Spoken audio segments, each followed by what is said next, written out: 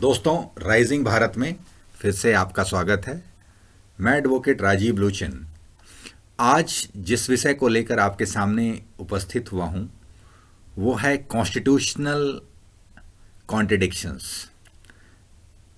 जैसा कि आज कॉन्स्टिट्यूशन डे है और कॉन्स्टिट्यूशन डे को कई तरह के प्रोग्राम जो है देश में, प्रधानमंत्री का अलग कार्यक्रम है, सुप्रीम कोर्ट में अलग कार्यक्रम है, लेकिन और हमारे संविधान में हमारी जो आस्था है, और संविधान हमारा एक बाइबल कह सकते हैं, या एक ऐसी किताब जिसके द्वारा जो है देश की पूरी व्यवस्थाओं का संचालन होता है।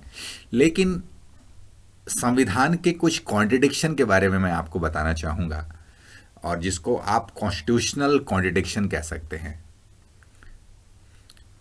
सबसे पहला कॉन्ट्रडिक्शन, जैसा कि हमारा संविधान जो है 26 जनवरी 1950 को लागू हुआ, और यह संविधान जो है, मैंने पहले भी शायद बताया है आपको कि इंडिया इंडिपेंडेंस एक्ट 1935 से लिया गया है, और इसके जो मैक्सिमम कंटेंट हैं वो इसी के द्वारा हैं। और कहीं ना कहीं जो है यह संविधान इलेक्टेड पीपल नहीं बल्कि सिलेक्टेड लोगों के द्वारा बनाया गया। अब जैसा कि संविधान, ये भारत का संविधान है, लेकिन इसमें जो भारतीयता का मूल है वह कहीं ना कहीं जो है मिसिंग है। तो ये एक पहला कॉन्ट्रडिक्शन है, क्योंकि यह संविधान विश्व का सबसे बड़ा संविधान है, लेकिन इसके 90% कंटेंट जो हैं वो अलग अलग देशों के संविधान से लिए गए हैं। अब आते हैं दूसरा कॉन्ट्रडिक्शन। जो दूसरा कॉन्ट्रडिक्शन है कि हमारा संविधान 1950 में लागू हुआ, लेकिन हमारी जो इंडियन पीनल कोड है, जो आईपीसी जिसको हम लोग कहते हैं, ज़्यादातर कानून जो है वो 1860 के द्वारा, इस तरह से इंडियन पुलिस एक्ट भी जो है वो 1860, जो 1857 के गदर के बाद बनाई गई थी। तो जहां पर पुलिस का रोल जो है, पुलिस की कार्य करने की प्रणाली जनता के साथ, जनता को सपोर्ट एवं जनता के सहयोग की होनी चाहिए, लेकिन वहां पे कहीं ना कहीं कुछ ऐसे जगह हैं, कुछ ऐसे कानून हैं जहां पे ऐसा होता हुआ नहीं प्रतीत होता है। तो यह दूसरा कॉन्ट्रडिक्शन है कि आप संविधान तो 1950 में बनाते हैं, लेकिन आईपीसी 1860 वाला ही चलाते हैं, जो अंग्रेजों के द्वारा, अंग्रेजों के समय का बना हुआ कानून है। तीसरा कॉन्ट्रडिक्शन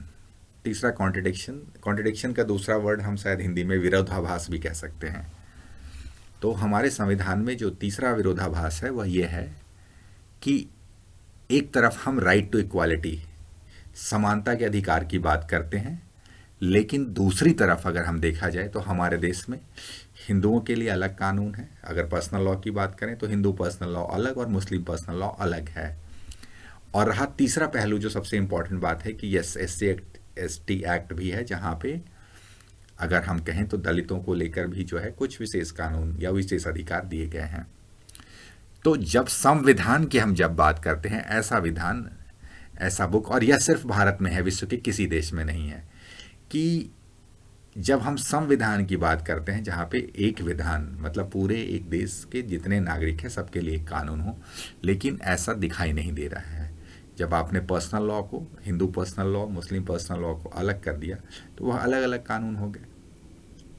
और उसके बाद अगर आप SC/ST एक्ट को अगर बीच में लाते हैं तो इसका मतलब दलितों के लिए भी, उनको भी कहीं ना कहीं आपने विशेष रूप से दर्जा दिया हुआ है।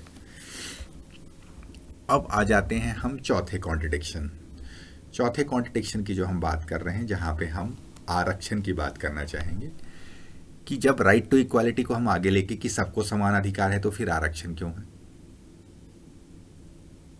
तो यह जब हम आरक्षण दे रहे हैं, इसका मतलब किसी वर्ग विशेष को आप विशेष सुविधाएं देना चाहते हैं, वो चाहे जाति के नाम से हो, धर्म के नाम से हो, चाहे जो भी हो, लेकिन यह कॉन्ट्रडिक्शन है, ये संविधान नहीं है। फिर इट्स राइट फॉर इक्वालिटी को ये कोरैबोरेट नहीं करता है। तो यह एक पांचवा कॉन्ट्रडिक्शन है।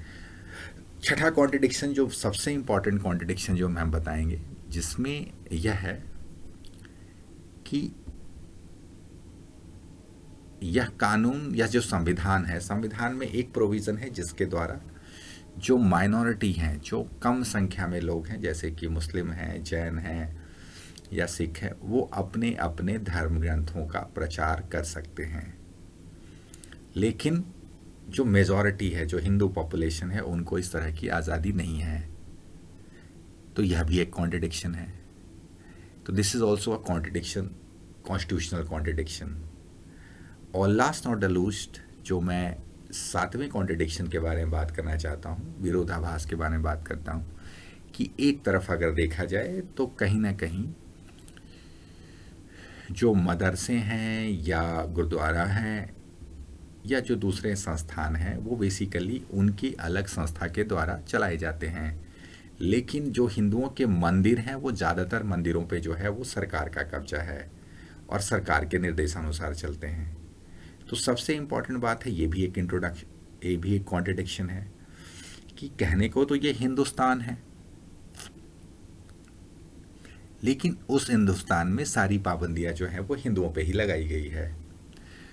तो दोस्तों, अगर आपको जिन 7 कॉन्ट्रडिक्शन के बारे में, कॉन्स्टिट्यूशनल कॉन्ट्रडिक्शन के बारे में मैंने बताया है, आने वाले समय में मैं इसके बारे में विस्तार से भी चर्चा करूँगा। अगर आपको हमारा वीडियो पसंद आता है तो इसको लाइक करें और शेयर करें। धन्यवाद।